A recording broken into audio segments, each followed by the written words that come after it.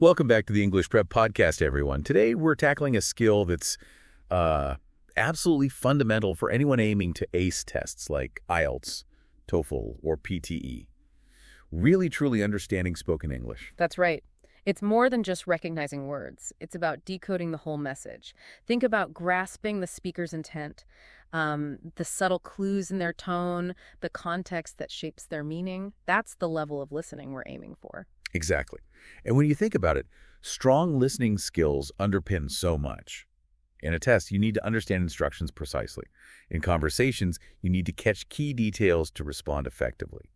Plus, as you become a better listener, you'll find other aspects of learning English, like speaking and vocabulary, become much easier. It's like building a strong foundation for a house, isn't it? If the foundation of your listening comprehension is shaky, everything else you try to build on top of it will be, well, less secure. So before we get into specific techniques, maybe take a moment to reflect on your own listening. What are the sticking points for you? Do you get lost when there's, like, a lot of new vocabulary flying around? Or speed, maybe? Yeah, is it tough to follow when people speak quickly? Or do you find your mind drifting during longer stretches of listening? Pinpointing your personal challenges will really help you get the most out of our conversation today.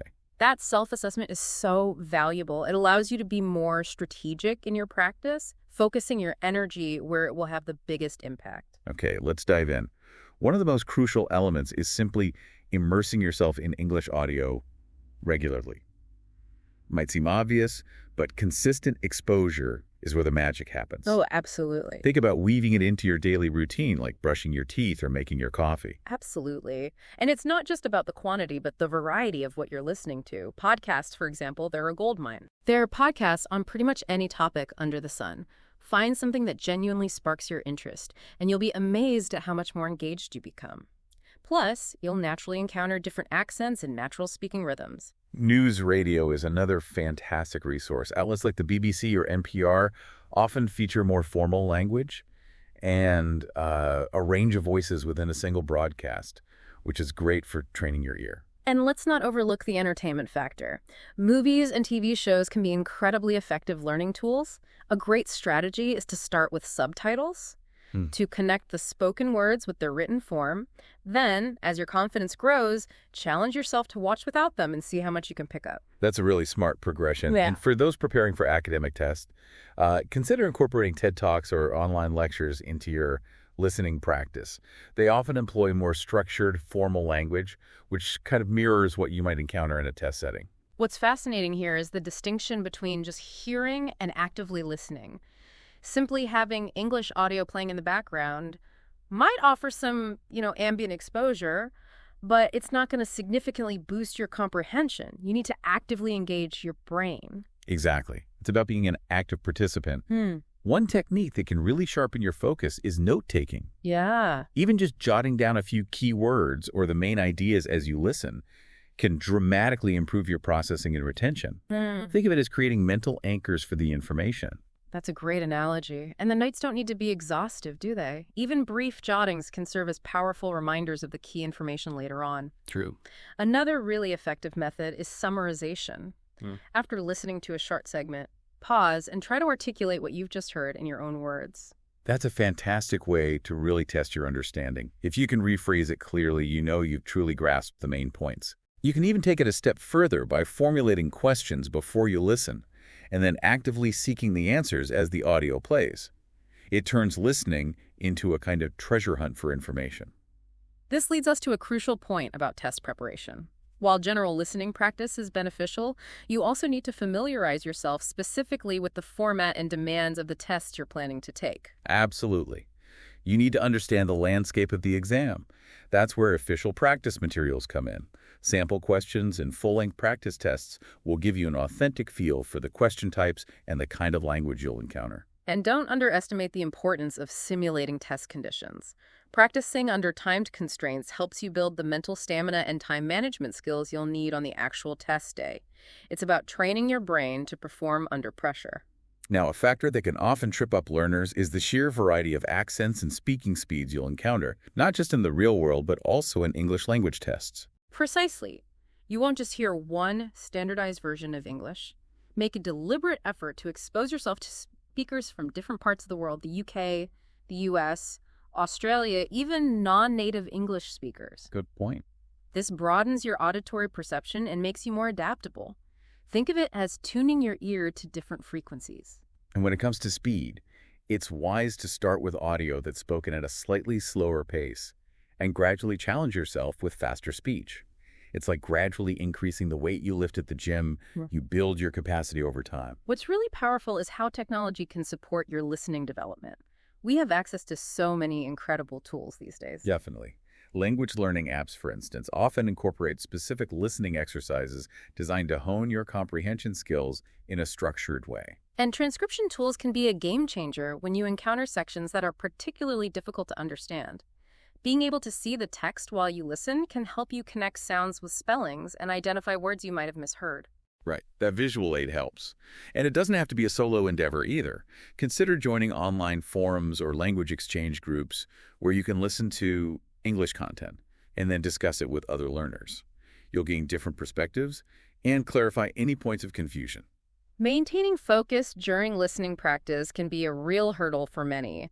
It's easy for your mind to wander, especially during longer audio segments. Absolutely. And there are some effective strategies to combat that. Even just a few minutes of mindfulness or deep breathing before you start can help center your attention and improve your concentration. It's like preparing your mental stage for focused listening. That's a great suggestion. And it can also be more effective to break your practice into shorter, more frequent chunks rather than one long, draining session. Yeah, it keeps you fresher. You're more likely to stay engaged and retain information that way. Now, a cornerstone of understanding spoken English is, naturally, your vocabulary. The more words you're familiar with, the easier it will be to decode what you hear. It's like having more pieces of a puzzle. Exactly. When you encounter new words in your listening, make a conscious effort to note them down and actively learn their meaning. But don't just memorize definitions. Try to use those new words in your own speaking and writing to solidify your understanding. And it can be really strategic to focus on building vocabulary related to common topics that frequently appear in tests, such as education, technology, or environmental issues. This targeted approach can significantly boost your comprehension in those specific areas. Engaging with others is also a fantastic way to enhance your listening skills.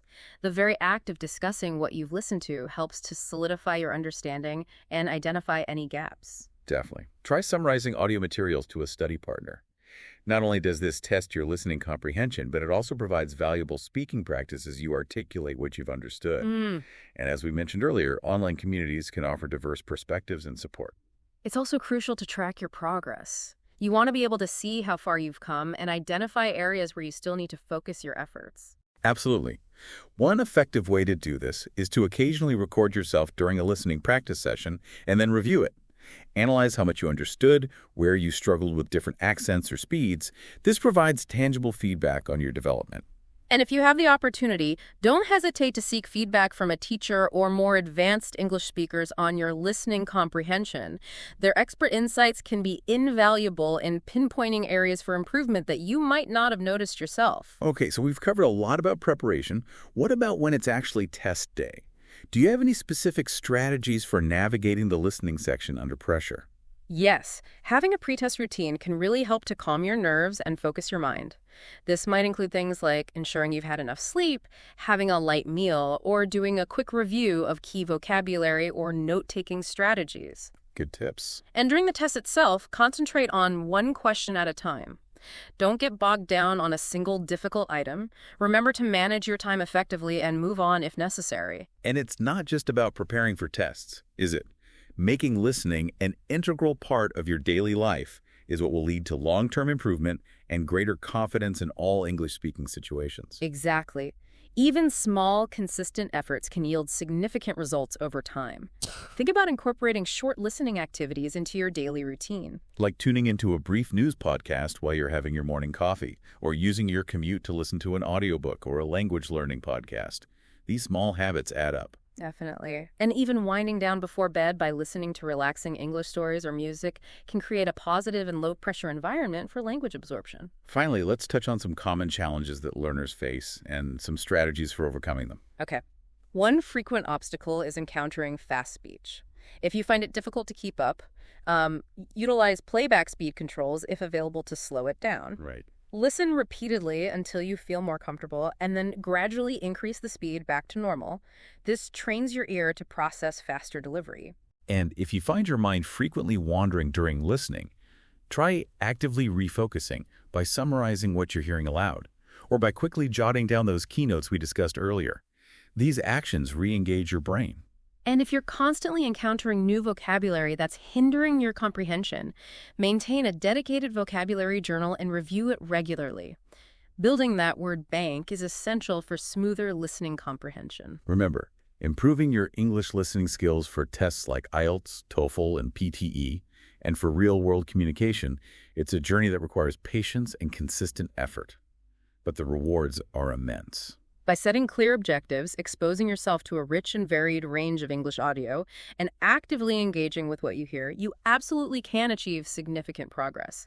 Every minute you invest in honing your listening skills is a valuable step towards greater fluency and confidence. We sincerely hope these strategies and techniques have provided you with clear and practical pathways to enhance your listening abilities. Keep practicing, maintain your curiosity, and you'll be well on your way to understanding and confidently using English in all aspects of your life. Best of luck with your English learning journey.